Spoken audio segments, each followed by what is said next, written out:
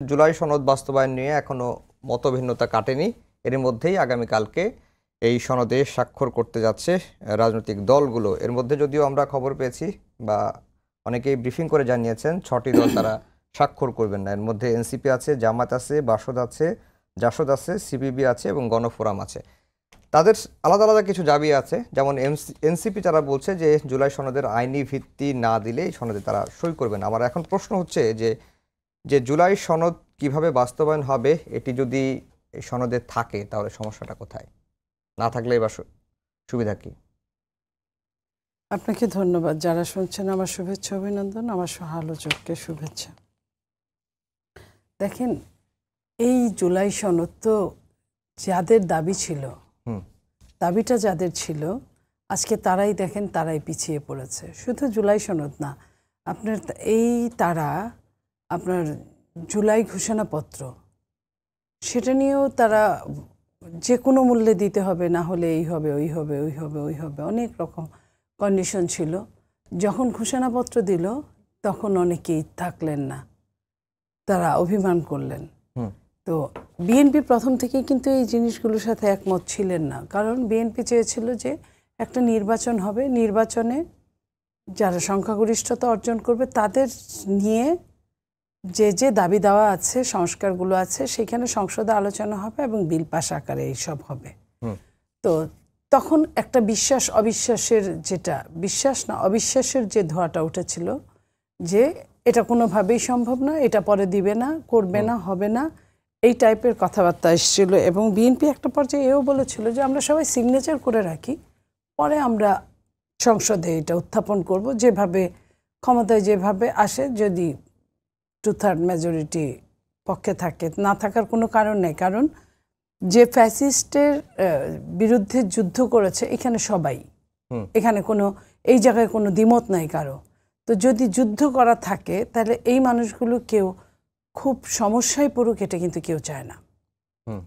আমরা যত নিজেদের মধ্যে কিছু থাকতে পারে, যার যার দলের একটা আদর্শ নিয়ে মতভেদ থাকতে পারে, বাট ওই জায়গাটায় কেউ বিপদে পড়ুক চরমভাবে, এটা কেউ চায় না। কারণ আমরা সবাই একসাথেই ছিলাম যার যার জায়গা অনুপাতে।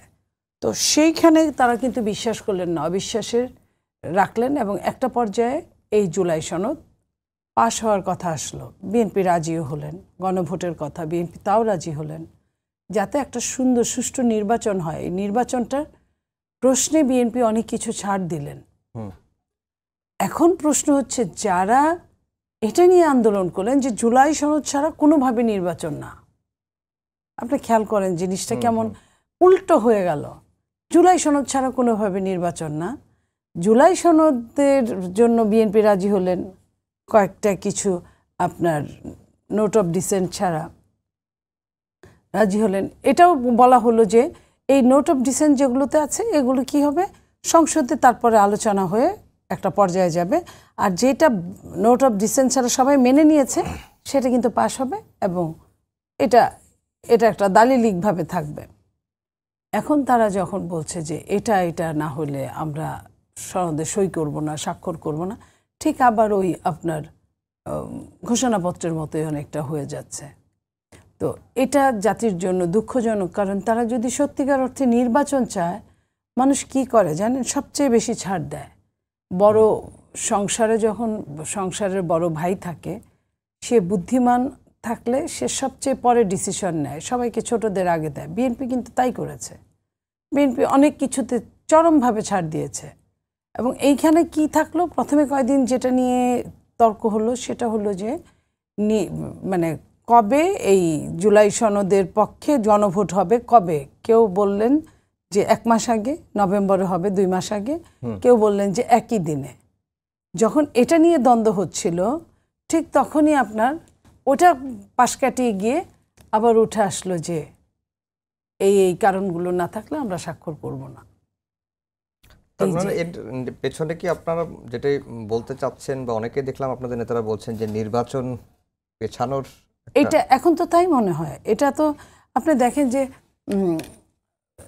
ওই যে কোনো কিছুতেই একটা নির্বাচনকে সঙ্গে নিয়ে এসে, যেমন ধরেন এনসিপি মার্কা শাপলা পেল না, এটার জন্য শাপলা না দিলে আমি নির্বাচন করব না, থুক্কু।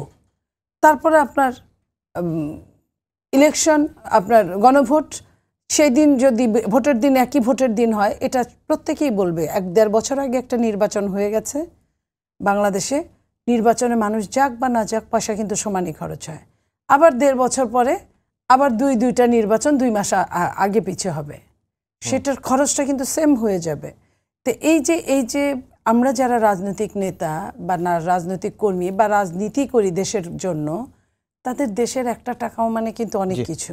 আপনার কাছে আবার আমরা কিন্তু এই জিনিসগুলো বেমালুম ভুলে গিয়ে আমরা শুধু থুক্কুর মধ্যেই আমাদের জীবনটা পার করছি।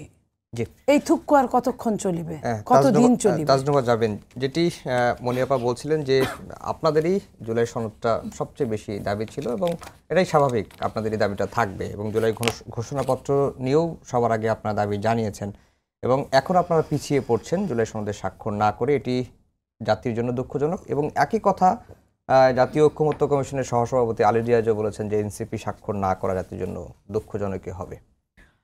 ধন্যবাদ আপনাকে, যারা উপস্থিত আছে এবং দর্শক সবাইকে শুভেচ্ছা। প্রথমেই আমি একটা বিষয় একদম স্পষ্ট করি আপনার প্রসঙ্গে আসার আগে, যে আমাদের আজকে যে সংবাদ সম্মেলন হয়েছে ওখানে আমাদের এনসিপির আহ্বায়ক জনাব নাহিদ ইসলাম স্পষ্টভাবে বলেছে যে ফেব্রুয়ারিতে নির্বাচন হতে হবে এবং আমরা কিন্তু ফেব্রুয়ারিতে জাতীয় নির্বাচন সামনে রেখে আমরা কিন্তু আমাদের প্রার্থী তালিকা নিজেদের মতো করে কিন্তু হোমওয়ার্ক করছি এবং গুছাচ্ছি। সো ফেব্রুয়ারি নির্বাচনের সাথে কিন্তু এটার পিছানোর বা এরকম কোনো সম্পর্ক নাই। জুলাই সনদের ব্যাপারে আমরা যেটা মানে যে প্রসঙ্গটা আপনি বলছেন দুঃখজনক, আপনার সাথে আমি একমত যে আসলেই দুঃখজনক এবং এটা আমাদের জন্য আরও দুঃখজনক। আপনারা দুজনেই স্পষ্ট বললেন যে এই জুলাই সনদের দীর্ঘ লড়াইটা এনসিপি বা নতুনরা, ছাত্ররা, তরুণরা সবচেয়ে বেশি লড়েছে। একদম শুরু থেকে সবচেয়ে বেশি সোচ্চার ছিলাম। এখন আপনি যখন এটাকে একটা এবং আপনি দেখেন অনেক বড় বড় রাজনৈতিক দল গণভোটের কথা, গণপরিষদের কথা, কনস্টিটিউয়েন্ট পাওয়ার কথা, এসব কথা শুনতেই পারতেন না। সেখানে এনসিপি, এটা আমরা আমাদের একটা কৃতিত্ব মনে করি, আমরা সব দলকে, ঐকমত্য কমিশনেরও ভূমিকা আছে, এখন কিন্তু তারা এটাতে রাজি হয়েছে। সবাই কিন্তু পরবর্তী সংসদের কথা বলতেন এবং দীর্ঘদিন তারা এটাতে অটল ছিলেন। এখন যখন আপনি জুলাই সনদটা বাস্তবায়ন হওয়ার প্রক্রিয়া, আমরা যখন 2 দফা আলোচনা করে ঠিক হলো, একটা ঐকমতে পৌঁছালো, তখন কেন এটার আইনি ভিত্তি ছাড়া এটাতে সাইন হবে? আপনি যদি একটা জুলাই সনদের ঘোষণাপত্রের কথা আপনারা বলছেন যে দুঃখজনক, ঘোষণাপত্রটা কিন্তু প্রোক্লেমেশন হয় নাই, সেটা কিন্তু একটা ডিক্লারেশন হয়ে গেছে।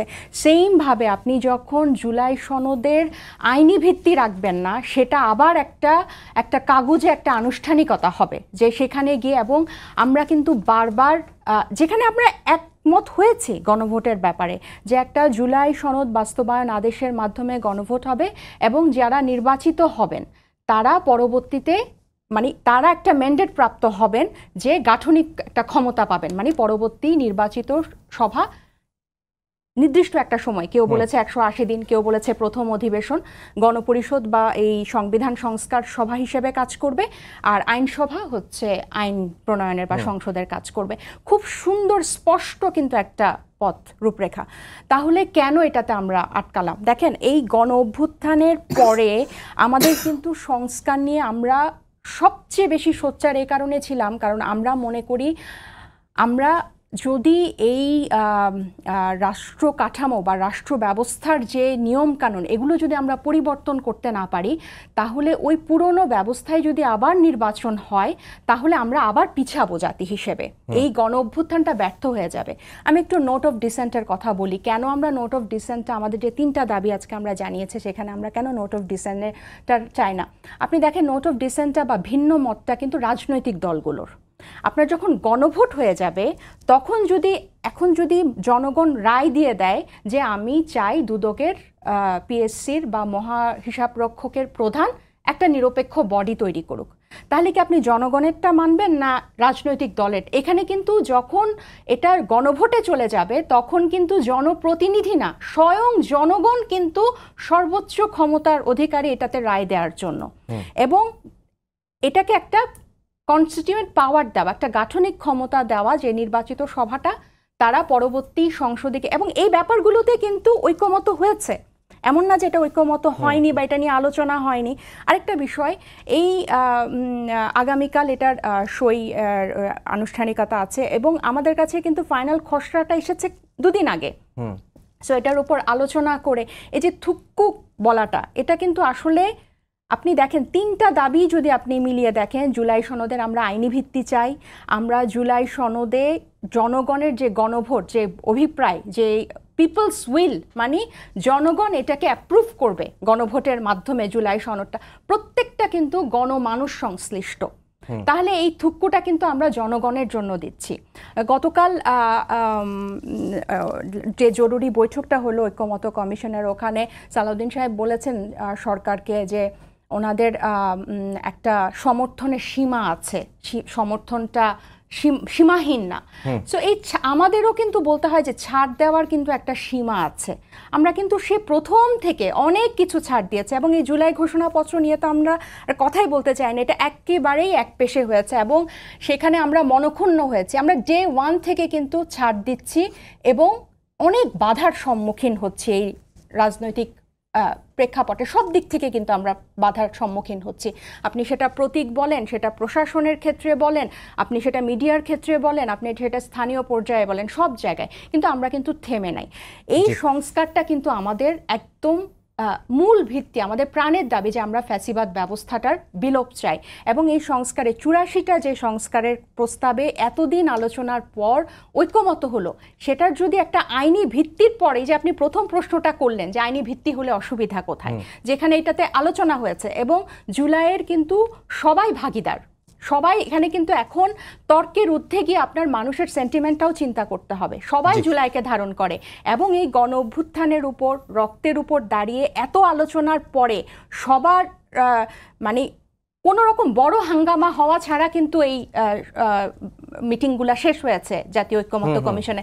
তাহলে শেষ পর্যায়ে থুক্কু কি শুধু এনসিপি বলছে না অন্যান্য রাজনৈতিক দলগুলোও বলছে, এটাও কিন্তু বিবেচনা করতে হবে।